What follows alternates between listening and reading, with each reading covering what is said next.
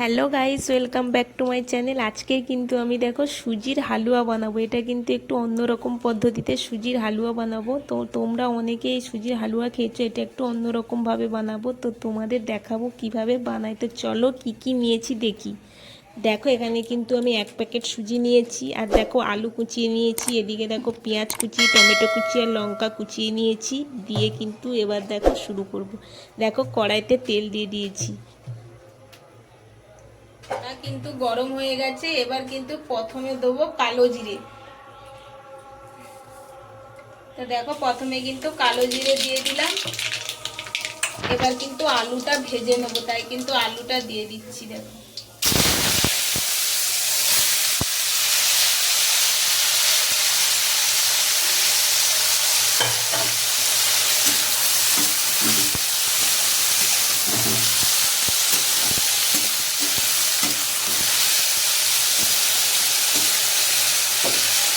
আমাদের আগে কিন্তু আলুটা ভেজে নিতে হবে, তাই দেখো আলুটা ভাজছি।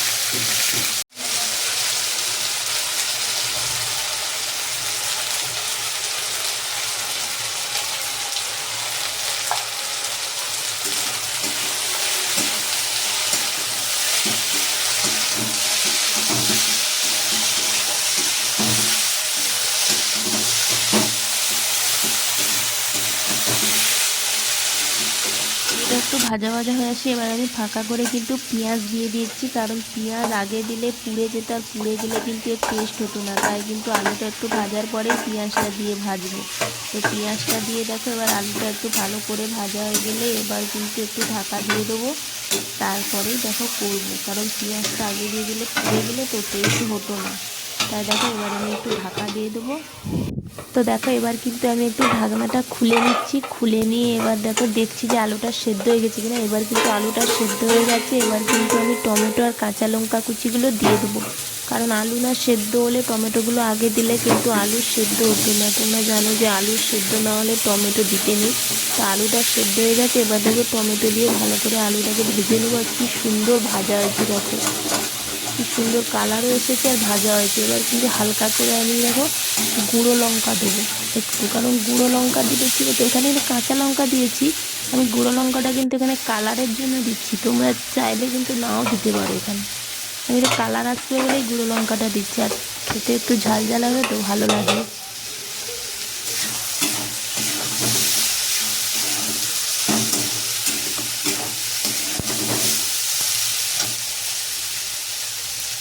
তো এবার দেখো আমি কিন্তু মিট মশলা এখানে ছড়াচ্ছি। তোমরা কিন্তু চাইলে এখানে ম্যাগি মশলাও দিতে পারো। মিট মশলা দিলে কিন্তু খুব ভালো টেস্ট হয়, ওই জন্য আমি মিট মশলা দেখো দিয়ে দিচ্ছি। কি সুন্দর গন্ধ বেরিয়েছে, আর খেতেও কিন্তু খুব সুন্দর হবে। আমার আলু পুরোপুরি ভাজা হয়ে গেছে। এবারেই দেবো আসল জিনিস, কী বলো তো, এবার দেবো কিন্তু সুজি। এবার কিন্তু দেখো আমি কিন্তু একটু বেশি আলু, তাই কিন্তু আমি বেশি সুজি দিয়েছি। তোমরা যতটা খাবে ততটাই কিন্তু করবে, আমি এখানে একটু বেশি করেই করছি। তো দেখো সুজি কিন্তু দিয়ে দিয়েছি। এবার আলু আর সুজি কিন্তু ভালো করে দেখো নেড়ে নেড়ে আলু আর সুজিটা ভালো করে ভেজে নিতে হবে। এটাকে দেখো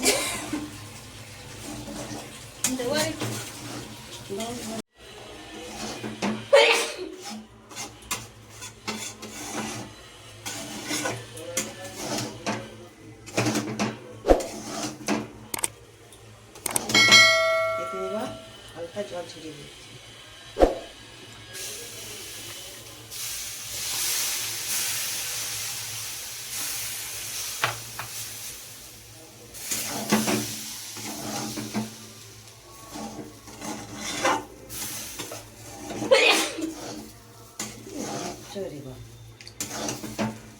আমার এমনিটা অ্যালার্জি, আমার ঠান্ডাতে এমনি অ্যালার্জি আছে। একটু পাখা না লাগালে আমার ঠান্ডা লাগে।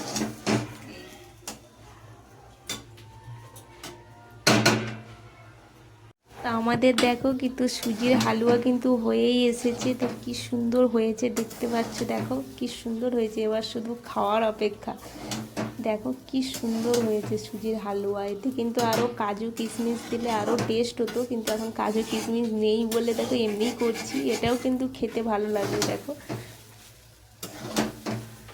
তো আমার কিন্তু হয়ে গেছে। এবার কিন্তু লাস্ট আমি একটা জিনিস দিয়ে নামিয়ে দেবো। লাস্ট হচ্ছে ভেজে রাখা জিরের গুঁড়ো। তো আমি আগে থেকে দেখো জিরের গুঁড়ো কিন্তু ভেজে রেখেছিলাম।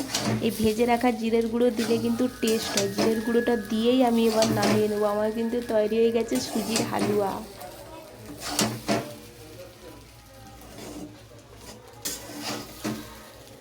এবার আমি বাটির মধ্যে কিন্তু দেখো নামিয়ে নিয়েছি। দেখো এক বাটি হয়ে গেছে। কি সুন্দর গন্ধ বেরোচ্ছে, খেতে কিন্তু খুব সুন্দর, হেভি খেতে। দেখো কি সুন্দর গন্ধও কিন্তু বেরোচ্ছে। তো এবার আমি এটা একটু সাজিয়ে নেবো অন্যরকমভাবে।